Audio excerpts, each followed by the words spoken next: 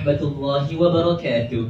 Bismillahirrahmanirrahim. Alhamdulillahi ala ni'matil iman wal islam. Wa nusalli wa nusallimu ala khairil anam Sayyidina Muhammad wa ala alihi wa sahbihi wa sallam. Terima kasih kepada pengerusi majlis, Baitul Hakimnya arif lagi bijaksana. Seterusnya, hadirin hadirat sekalian, dengarkanlah jihad di jannah hidup bermakna.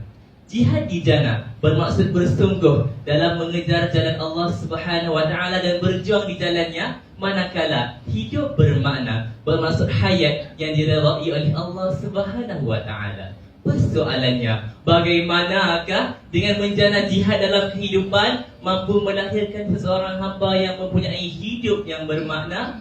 Pertama, jihad di jannah memantapkan ketakwaan kepada Allah Subhanahu wa taala. Takwa merupakan asas utama bagi melahirkan ummah yang bermakna hidupnya. Allah berfirman dalam surah Al-Hujurat ayat ke-13.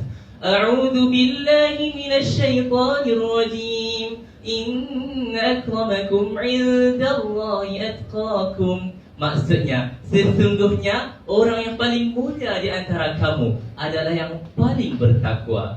Mari kita contohi ulama tafsir kontemporari Mesir, Syekh Mutawalli Asy-Sya'rawi, yang menyeru umat Islam kepada seruan jihad melalui tafsirnya, Tafsir Asy-Sya'rawi. Dan dalam masa yang sama, beliau memegang Kementerian Waqaf di Mesir selama 2 tahun untuk menunjukkan kehebatan beliau dalam memerangi musuh-musuh Islam. Maka jelaslah bahawa jihad di jannah dapat memantapkan ketakwaan, seterusnya dapat melahirkan hidup yang bermakna.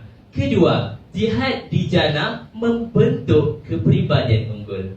Kepribadian merupakan cerminan ketamadunan bagi institusi kemasyarakatan. Rasulullah SAW bersabda dalam hadis riwayat Tirmizi, "Akmalul mu'minina imanan, ahsanuhum khuluqa." Maksudnya, orang mukmin yang paling sempurna imannya adalah yang paling baik akhlaknya. Mari kita contohi usaha yang dijalankan oleh Mufti Wilayah Persekutuan Sahibus Samahah Dr. Zulkifli Al-Bakri yang mengarang kitab Fiqhul Jihad bagi memberikan penerangan kepada masyarakat bagaimana kepentingan jihad dalam melahirkan generasi yang berakhlak mulia. Maka jelaslah bahawa jihad di jannah mampu membentuk kepribadian unggul, seterusnya menjadikan seseorang itu mempunyai hidup yang bermakna. Hadirin hadirat muslimin muslimat. Ketiga, jihad di jannah memangkin generasi berilmu. Ilmu merupakan penyuluh kehidupan serta asbab kepada ketinggian darjat di sisi Allah Subhanahu wa taala. Allah berfirman dalam surah Al-Mujadalah ayat ke-11. A'udzu billahi minasy syaithanir rajim. Yarfa'illahu alladhina amanu minkum walladzina utul ilma darajat. Maksudnya, Allah mengangkat darjat orang yang beriman di antara kamu dan orang yang berilmu beberapa darjat. Mari kita imbau era kegemilangan Islam apabila lahir ramai cendekiawan Islam seperti Ibn Sina, Al-Farabi dan Al-Khawarizmi yang menguasai pelbagai disiplin ilmu hasil daripada usaha mereka bersungguh-sungguh dalam jihad mereka menuntut ilmu Allah Subhanahu wa taala semata-mata menjamin kesucian ilmu yang mereka terima daripada Allah Subhanahu wa taala. Maka jelaslah bahawa jihad di jannah mampu melahirkan generasi yang berilmu.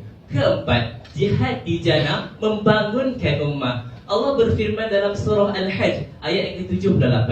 A'udzu billahi minasy syaithanir rajim. Wajahidu fillahi haqqa jihadi. Maksudnya, dan tidaklah kamu berjihad di jalan Allah sebenar-benar jihad. Maka jelaslah bahawa jihad di jannah mampu membangunkan ummah, seterusnya menjadikan seseorang itu hidupnya bermakna. Kesimpulannya, marilah kita bersama-sama menjana jihad dalam kehidupan kita semata-mata untuk menjadikan hidup kita lebih bermakna dan diredai oleh Allah Subhanahu wa taala. Sekian, wabillahi taufiq wal hidayah. Wassalamualaikum warahmatullahi wabarakatuh.